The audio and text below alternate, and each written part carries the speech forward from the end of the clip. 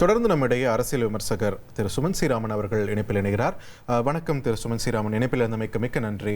இந்த 27 தொகுதிகளோட பேரும் வெளியே வந்தப்பவே ஒரு 10 தொகுதிகள் தான் அவங்க கொஞ்சம் ஸ்ட்ராங்காக இருக்காங்க, மற்றதெல்லாம் வீக்கான தொகுதிகளாக இருக்குது அப்படின்ற ஒரு குற்றச்சாட்டு எழுப்பப்பட்டுச்சு.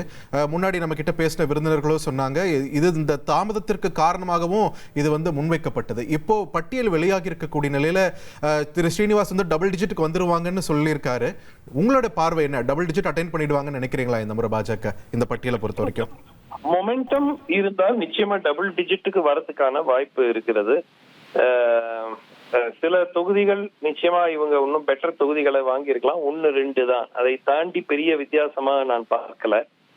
ஆனால் கோவை வடக்கு இருக்கட்டும், வானதி சீனிவாசனுடைய சீட்டோ, அவினாசி போன்ற சீட்டோ, இல்ல உங்களுக்கு முதல்ல ஏற்கனவே இருந்த மொடக்குறிச்சி போன்ற இடங்களில் அவர்களுக்கு நிச்சயமாக வெற்றி வாய்ப்பு இருக்கிறது. ஓவராலா பாத்தீங்கன்னா திருப்பூர் தெற்கு இங்கெல்லாம் கூட கொங்கு பெல்ட் மட்டுமல்லாமல் சில பகுதிகளில் நாகர்கோவில் போன்ற சில இடங்களில் ஏற்கனவே அவங்க சிட்டிங் எம்எல்ஏ, அங்கெல்லாம் பாத்தீங்கன்னா வெற்றி வாய்ப்பு இருக்கு. நயினார் அவர்களுடைய தொகுதியில ஒரு கடும் போட்டி இருக்கக்கூடிய வாய்ப்பு இருக்கு. சோ டபுள் டிஜிட் வருவதற்கு வாய்ப்பு இருக்கு. ஆனா இந்த தேர்தலை பொறுத்த வரைக்கும் எந்த தொகுதி வேட்பாளர்கள் அதை தாண்டி அண்ணாமலை அவர்களுடைய ஆப்சன்ஸ் பிரதானமா பேசப்பட்டு வருது. ஏதோ ஒரு விதத்துல அவர் மன வருத்தத்தில் இருக்காரு அப்படின்றது ரெஜிஸ்டர் பண்ணப்பட்டுக்கிட்டே இருக்குது. அது எந்த அளவுக்கு இம்பாக்ட் தரும்? ஏற்கனவே முன்னாடி பேசினவங்க சொன்ன மாதிரி அவருக்கான ஒரு நபர்களும் இருக்கத்தான் செய்யறாங்க கட்சியில், அவர் முகத்துக்காக இணைந்தவர்கள் இருக்கத்தான் செய்யறாங்க. சோ அதோட தாக்கம் இருக்குன்னு நினைக்கிறீங்களா? இல்லைங்க, அவருக்கு என்ன பிரச்சனை என்று வெளிப்படையாக கூறினால் அதை அட்ரஸ் பண்ணலாம். இந்த கூட்டணி தோக்கணும்னு ஒரு மனநிலையில இருந்தாக்க எப்படி அதை அட்ரஸ் பண்ண முடியும்? முதல் நாள்ல இருந்து இந்த கேம்பெயின்ல 6 தொகுதிகள் பொறுப்பாளரா போடுறாங்க. எங்க அப்பாவுக்கு உடம்பு சரியில்லை, நான் வேலை செய்ய முடியாது அப்படின்னு அதை ராஜினாமா பண்ணிட்டு அந்த ராஜினாமா வெளிப்படையா அனௌன்ஸ் பண்றாரு. அனௌன்ஸ் பண்ண வேண்டிய அவசியமே கிடையாது. சோ இதெல்லாம் பார்க்கும்போது இப்ப கடைசி நிமிஷத்துல அவர் போட்டியிடுவாரா? போட்டியிட்டால் கோவை வடக்கு தான், இல்லாட்டி வேற எங்கேயும் போட்டியிட மாட்டாரு. ஏங்க, அவர் இந்த 27 தொகுதிகளில் குறைந்ததில் 7-8 தொகுதிகளில் ஏதேனும் ஒன்றை தேர்ந்தெடுத்தால் கூட அவர் வெற்றி பெற்றிருப்பார். இப்ப அது வேண்டான்னு ஒதுக்குறதுங்கிறது கட்சி ஏன் இவ்வளவு தாமதம் செய்தது அப்படிங்கிறது தெரியல. ஆனால் இன்னும் காங்கிரஸ் லிஸ்ட் இன்னும் வரணும் இல்லையா? அதனால இரு தேசிய கட்சிகளும் இந்த ஏர்லி ஸ்டார்ட் ஆஃப் கேம்பெயின் பண்றதுக்கான வாய்ப்புகளை தவறிவிட்டன.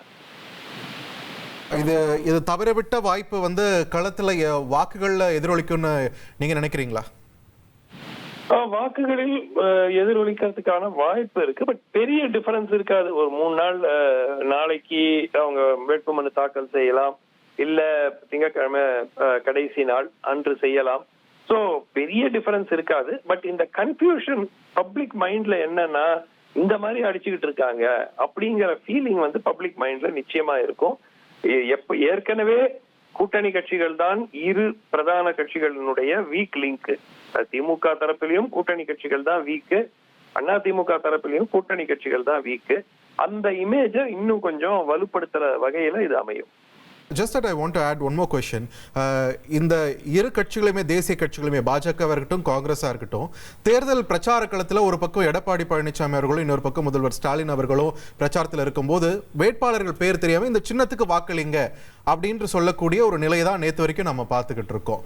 தொடர்ந்து ஏன் தேசிய கட்சிகள் சார்பில் இருந்து ஒரு சுணக்கம் தொடர்ந்துகிட்டே இருக்குன்னு உங்களோட பார்வை என்ன? What's the reason behind it? உட்கட்சி பூசல் தான், இது எல்லாருக்கும் தெரிந்த விஷயம் தானே. காங்கிரஸ்ல வெளிப்படையாகவே அவர்கள் பேச ஆரம்பித்து விட்டார்கள். மாணிக்கம் தாகூரா இருக்கட்டும், ஜோதிமணியா இருக்கட்டும், பிரவீன் சக்கரவர்த்தியா இருக்கட்டும், வெளிப்படையா பேச ஆரம்பிச்சுட்டாங்க. பாஜக அந்த அளவுக்கு வெளிப்படையா பேசல. ஆனால் எல்லோருக்கும் தெரிந்தது உட்கட்சி பிரச்சனைகள், யாருக்கு டிக்கெட் கொடுக்கறது, யாருக்கு கொடுக்க கூடாது அப்படிங்கிற சிக்கல்கள் தான். சோ இரு தரப்பிலும் இந்த வே தே ஹேவ் ஹேண்டில்ட் இட்ல நிச்சயமா ஒரு பப்ளிக்கு ஒரு நெகட்டிவ் ஃபீலிங் வரும் நிச்சயமா. ரைட், நன்றி திரு சுமன் ஸ்ரீராமன், இணைப்பில் வந்து உங்களுடைய கருத்துக்களை பகிர்ந்தமைக்கு. பாஜகவின் 27 தொகுதிகளுக்கான வேட்பாளர்கள் பட்டியலானது வெளியாகி இருக்கிறது.